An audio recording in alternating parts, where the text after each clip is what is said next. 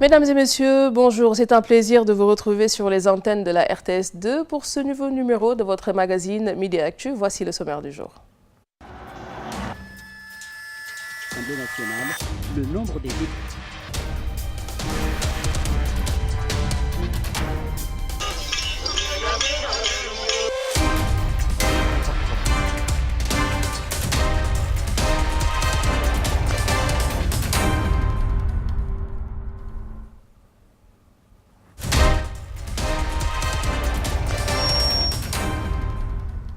Actualité internationale pour démarrer en République démocratique du Congo. Les populations manifestent leur mécontentement après l'érosion causée par une forte pluie. Elles ont envahi donc les rues, bloqué les automobilistes pour se faire entendre. Des habitants qui demandent donc que l'on se penche sur leur sort, suivant ce reportage.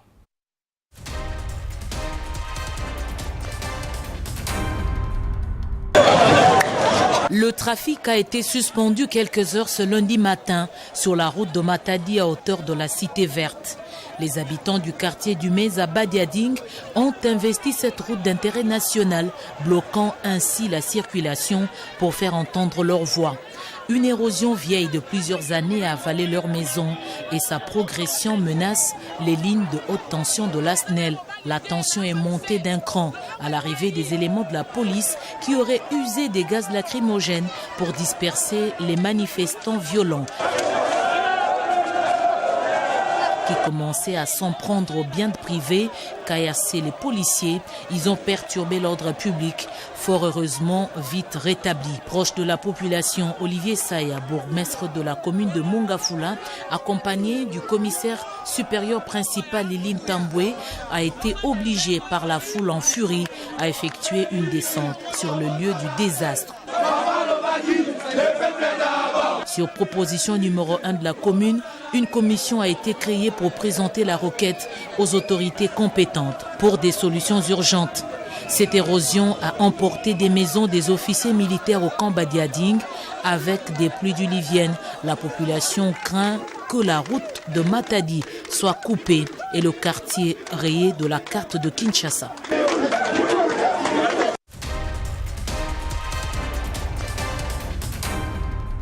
Toujours à l'international, les hôpitaux du Venezuela qui affrontent d'énormes difficultés peinent à prendre en charge les patients. Ils bénéficient donc enfin de l'aide de la Croix-Rouge, une aide humanitaire qui arrive à son heure. L'on compte une cargaison de 24 tonnes de matériel médical et de 14 groupes électrogènes devant servir toujours à ces hôpitaux, suivant cet élément de nos confrères de France 24.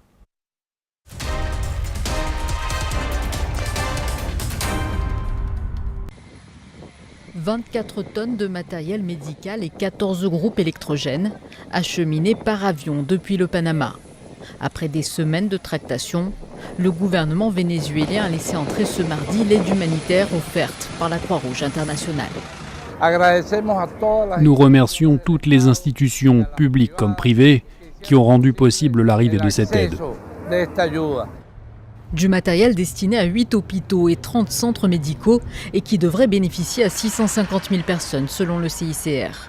Mais le défi reste énorme. Selon les Nations Unies, près de 8 millions de Vénézuéliens ont besoin d'une aide urgente. Nous espérons l'arrivée de plus d'aide humanitaire, mais pour le moment, nous sommes très heureux. Ces comprimés vont nous permettre de purifier l'eau, ce qui veut dire que nous allons pouvoir davantage nous protéger contre les maladies. Depuis plusieurs mois, l'arrivée de l'aide humanitaire a viré au bras de fer entre l'opposition et le gouvernement. En dépit des graves pénuries auxquelles le pays doit faire face, des camions chargés de produits de première nécessité, essentiellement envoyés par les États-Unis, sont restés bloqués aux frontières, le régime Maduro accusant Washington de préparer une intervention militaire. Aujourd'hui, le président chaviste se dit prêt à travailler avec les agences onusiennes, un aveu d'échec, selon le chef de l'opposition. Nous savons que ce n'est pas la solution. Il s'agit d'une mesure palliative qui a seulement pour but de calmer l'urgence. Comparé à la gravité de la situation, cette aide est totalement insuffisante. Visé par des sanctions internationales, le Venezuela fait face à la pire crise économique de son histoire. Selon le FMI, le pays aura besoin d'au moins 10 ans pour se relever.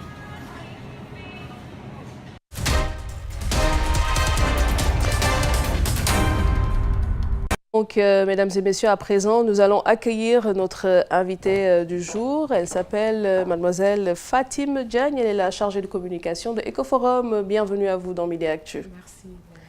Alors, vous allez surtout principalement nous accompagner pour la rubrique entrepreneuriat. Mais avant cela, nous continuons toujours l'information dans Midi Actu. Ce 18 avril est célébrée la journée internationale des monuments et sites.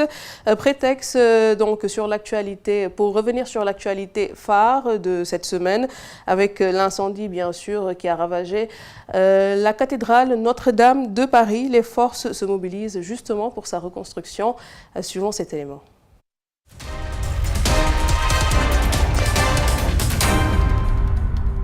Elle est encore debout, mais le travail de reconstruction sera titanesque. Les architectes sont au chevet de la cathédrale pour évaluer l'ampleur des dégâts. Comment reconstruire la flèche monumentale de 93 mètres de haut? Et surtout, comment rebâtir la charpente? Chef-d'œuvre architectural composé de bois datant pour certains de l'an 1000. C'est la question que se posent aujourd'hui les architectes en chef des monuments historiques, comme Rémi Fromont. Il y a 4 ans, il a réalisé le plan détaillé de cette charpente aujourd'hui détruite. On appelle ça la forêt, parce qu'en fait, vous avez des centaines de mètres cubes de bois qui ont disparu. Voilà. Donc c'est une mise en œuvre qui est très lourde, qui est très complexe. Je pense que concrètement, techniquement, ça va être très compliqué de reconstruire à l'identique les charpentes. Mais une nouvelle structure en béton ou en métal pourrait être construite. Est-ce qu'il ne vaut mieux pas faire une charpente moderne, qui soit stable au feu, voilà, pour avoir toutes les garanties de sécurité sur une charpente neuve. Les rosaces de Notre-Dame, autres joyaux de la cathédrale, vont aussi devoir faire l'objet de restauration. Pour ce professionnel, il est envisageable de les reproduire, car leurs précieux vitraux ont aussi été inventoriés en détail. On saura les refaire à l'identique sans problème. Au niveau technique, je ne crois pas qu'il y ait de difficultés techniques majeures. Les maîtres verriers français ont l'habitude de restaurer le patrimoine. Une restauration d'ampleur qui pourrait coûter plusieurs centaines de millions d'euros selon les professionnels des monuments historiques et durer près de 15 ans. L'évaluation des dégâts et la mise en sécurité de l'édifice pourraient à elles seules prendre plusieurs mois.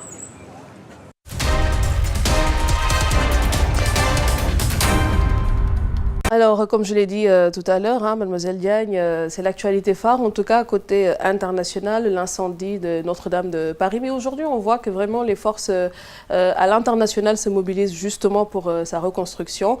Et il semblerait que d'ailleurs à cette heure-ci, je pense 1 milliard d'euros soient déjà mobilisés pour cette reconstruction. C'est quand même quelque chose d'assez fort. Oui, Léna. Tout d'abord, nous compatissons à leur perte parce que ce n'est pas si facile de voir un monument historique partir en fumée comme ça, mais quand même, comme il y a des personnes de bonne volonté qui ont déjà pu mobiliser 1 million d'euros pour sa reconstruction, c'est déjà une chose à saluer. Voilà, c'est une chose à saluer. Et il y a des personnes qui, en tout cas, c'est une situation assez mitigée, puisqu'il y en a qui apprécient ce geste et d'autres qui estiment qu'en tout cas, 1 milliard d'euros, on arrive à un moment où, par exemple, on parle de la nature qui souffre, l'environnement qui souffre, des personnes, donc la faim dans le monde, et que jamais vraiment, réellement, on ne s'est mobilisé pour venir en aide à ces personnes, mais qu'une fois qu'il y a eu cet incendie, toutes les forces se sont mobilisées pour reconstruire la flèche. Certes, c'est une bonne chose, mais cet argent aussi pouvait servir d'aide à d'autres personnes qui sont en situation de précarité. Cet argent pouvait servir de nourriture pour certaines, des médicaments pour des gens qui ne sont pas en bonne santé et tout. Voilà. D'accord. Et nous poursuivons, mesdames et messieurs, le magazine, donc Midi Actu, avec la chronique culture du jour.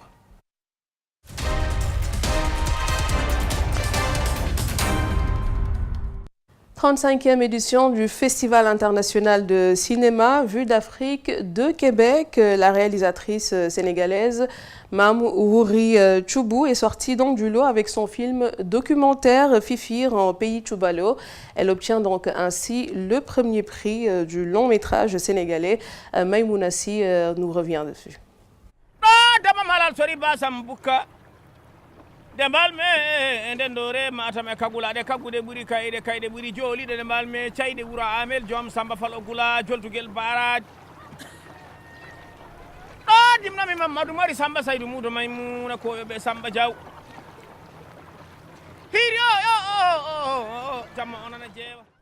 Ce film, soutenu par le Fonds de promotion de l'industrie cinématographique et audiovisuelle du Sénégal, le FOPICA, est un retour aux sources.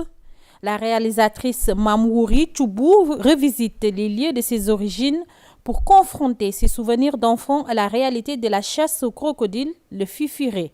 Tani ngam mawninde jiidigal yimɓe aduna ngalalatu haadi e tago aduna gadana min mama wiide ko bayla paho. Autrefois, cette fête mettait en scène la chasse aux crocodiles du fleuve Sénégal, mais ceux-ci ont disparu alors que les jeunes n'ont plus de crocodiles pour mesurer leur force et très peu de poissons pour vivre de la pêche.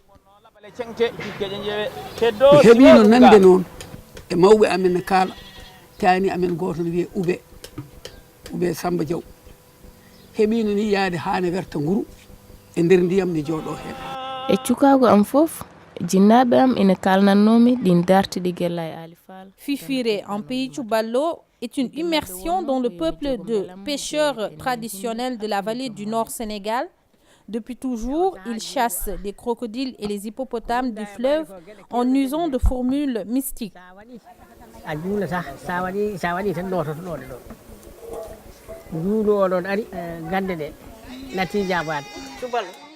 Sur les ruines de ces croyances mystiques et des exploits guerriers des ancêtres, portés encore par le chant du Pécan, la vie des habitants s'enlise dans la pauvreté.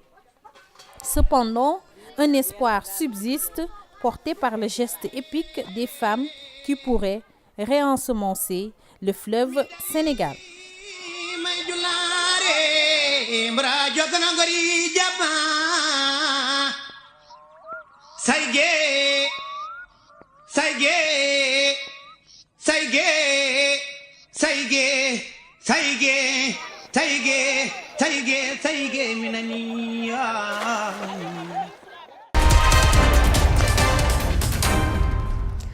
Merci beaucoup Maïmounassi. Donc on voit que c'est une jeune réalisatrice sénégalaise qui s'est distinguée à l'international, quelque chose d'assez spécial et qu'on doit magnifier, n'est-ce pas? Oui, c'est une chose extraordinaire. Ça fait plaisir et ça nous rend très fiers d'entendre notre nom un peu partout dans le monde par une compatriote. On lui souhaite bon courage et ce genre de choses, c'est des actes à pérenniser pour que nous puissions plus les encourager davantage. Exactement, oui. Nous enraciner dans nos cultures. Oui, et puis aussi, quand on parle d'encouragement, je pense qu'ici aussi au Sénégal, ce serait bien que nous nous intéressions aussi à ce genre de films documentaires, parce que bon, nous sommes des férus des séries qui sont faites en Occident et tout, exactement. Mais ici, on ne s'intéresse pas forcément à ce qui est fait par nous et pour nous. Ouais, ce serait bien de plus avoir des films de ce genre, parce que ça nous rappelle le passé et plus facilement, c'est plus intéressant de suivre un film qui te parle de tes ancêtres, que comme nous sommes dans un monde où les jeunes, on peut délaisser la lecture et la documentation. Donc ce serait intéressant d'avoir des films de ce genre. La culture, c'est bien. L'histoire, entrepreneuriat, c'est juste après ceci.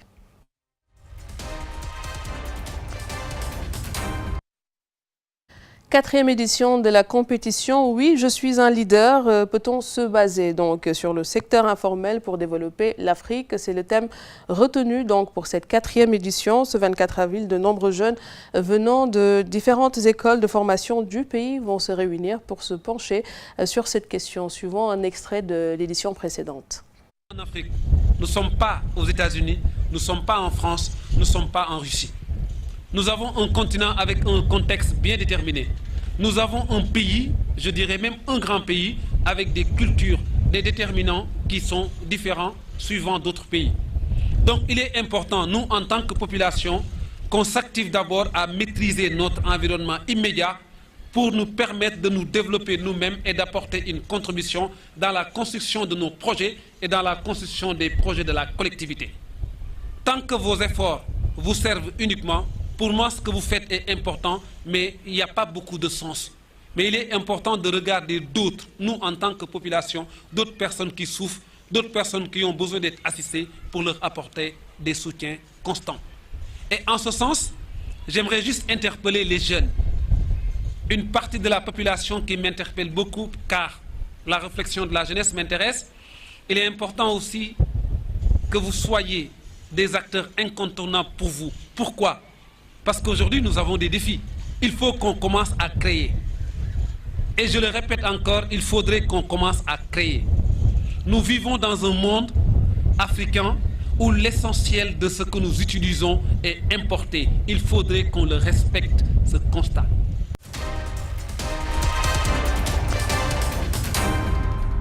À l'instant, donc, c'était Monsieur Théo Lam. Et puis, revenir juste un peu sur l'objectif même de cette compétition. Oui, je suis un leader qui en est à sa 4e édition. Quel est justement l'intérêt de ce genre de compétition? Oui, je suis un leader est une initiative de Ecoforum. Ecoforum est un club qui est basé au sein de l'École supérieure d'économie appliquée au département planification économique et gestion des organisations. Depuis sa création, nous avons jugé nécessaire de mettre les jeunes, de les faire sortir de leur zone de confort pour développer le leadership qui dort en eux. Maintenant, depuis 2007, on a créé Oui, je suis un leader, qui est une compétition de leadership où un sujet de développement va être débattu par les différents candidats des écoles supérieures, des écoles supérieures du Sénégal. Depuis 2012, l'Ecoforum a été créé par les étudiants de pas mal d'écoles d'information de formation qui sont ici. Mais juste pour vraiment insister sur l'objectif même de cette compétition. Parce que quand on parle de compétition, il faut compétir naturellement. Et comment est-ce que cela se passe concrètement? Exactement. On réfléchit chaque année sur un sujet de développement du continent africain. Parce que le club est composé précisément de beaucoup de nationalités. Plus de 14 nationalités sont représentées dans Ecoforum. Maintenant, chaque année, la commission pédagogique se charge de réfléchir sur un sujet de réflexion d'ordre économique la plupart du temps pour pousser les jeunes à échanger là-dessus. Exactement, à échanger là-dessus et puis développer leur niveau de réflexion par rapport au développement de l'Afrique. Parce qu'ici, donc, on a vu Monsieur Théo Lam, qui est très bien connu dans le secteur de l'entrepreneuriat et tout. Est-ce à dire aussi que vous laissez la porte ouverte aux personnalités, en tout cas, qui brillent dans ce genre de secteur, comme porte-voix? Si. Monsieur Théo Lam, depuis un très bon moment, il fait partie du jury de Ecoforum. On a beaucoup de partenaires. On a beaucoup de partenaires qui s'intéressent à notre club, qui viennent nous aider dans nos activités et tout. Maintenant, chaque année aussi, on a des parrains. L'année passée, c'était Ami Sarfal de Intelligence Magazine, elle aussi qui s'intéresse dans le monde de l'entrepreneuriat. Cette année, nous avons M. Boubacar Kamara comme parrain, le président du mouvement Djengo et Dr Amsatou Sao Sidibé. Et donc, du coup, là, vous parlez de compétition. Donc, est-ce à dire que chaque jeune mène sa réflexion par rapport au thème qui sera choisi pour un peu proposer sa réflexion et sur quoi vous vous basez réellement pour cette compétition, pour dire peut-être c'est lui qui l'emporte au détriment de l'autre? On les évalue par rapport à certaines normes.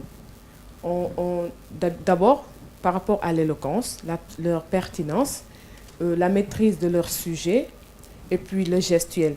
C'est une compétition qui parle de développement de l'Afrique, mais aussi qui met en exergue le leadership et la prise de parole en public, l'éloquence, la pertinence des idées des étudiants et tout. Voilà. D'accord. Et le thème qui a été retenu donc, pour cette 4e édition, je pense que c'est peut-on se baser donc, sur le secteur informel pour développer l'Afrique. Peut-être ne pas répondre à la question parce que sinon ça ne sert plus à rien d'inviter les gens, mais revenir sur le choix même de ce thème. On a constaté que le secteur informel occupe une grande place dans l'économie de l'Afrique. Il y a beaucoup d'entreprises qui ne sont pas je ne sais pas si je peux les appeler entreprises, qui ne sont pas formelles et qui sont en train de briller et d'avancer. Raison pour laquelle on a jugé nécessaire de parler sur ce sujet. Et donc vous estimez que pour nous autres jeunes Africains, on peut quand même se baser sur le secteur informel qui, je le souligne encore, a une grande part en tout cas dans le développement socio-économique du pays, dans la productivité du pays. Donc porter ce choix, quelles sont les personnes que vous aurez invitées qui vont être les débatteurs? Est-ce qu'on les connaît? Est-ce que ce sont des personnes qui sont dans le secteur informel et qui brillent? Pas forcément, mais les gens qui sont dans le secteur informel sont invités. Maintenant, les débatteurs, il s'agit ici des étudiants des écoles supérieures qui sont choisis unanimement par les étudiants de chaque école. Par exemple, au sein de notre école, on choisit notre candidat, on choisit des personnes et on leur donne d'abord un sujet à débattre au sein de l'école. C'est sur cette compétition-là, mini-compétition, si je peux l'appeler ainsi, exactement, qu'on va se baser pour les choisir. Maintenant, ils vont nous représenter par rapport aux autres écoles. Donc, juste peut-être revenir sur l'activité. Comment est-ce que ça va se dérouler? L'activité, c'est le 24 avril, à la place du souvenir, à partir de 14 h. Chaque candidat aura 10 minutes pour son speech. Il va essayer de convaincre son jury et son public. Et puis, nous allons donner le temps au jury de se concerter pour décider de... Voilà, pour une proclamation. Puis, on va décider 2 personnes qui vont aller en finale. Maintenant, on va leur donner un sujet où ils ne seront pas préparés au préalable. Ils vont juste venir comme ça, débattre entre eux. Une personne va débattre sur le oui, l'autre sur le non, et puis le jury va décider. Et donc, pour terminer, comment est-ce que vous appréciez donc la place des jeunes par rapport au leadership? Parce que j'entends beaucoup parler de leadership des jeunes, de leadership féminin et tout. Quel est votre point de vue là-dessus? On doit comprendre que les jeunes d'aujourd'hui vont être les leaders de demain. Donc, il faut se préparer déjà présent pour diriger le pays, pour diriger l'Afrique et pour faire développer l'Afrique.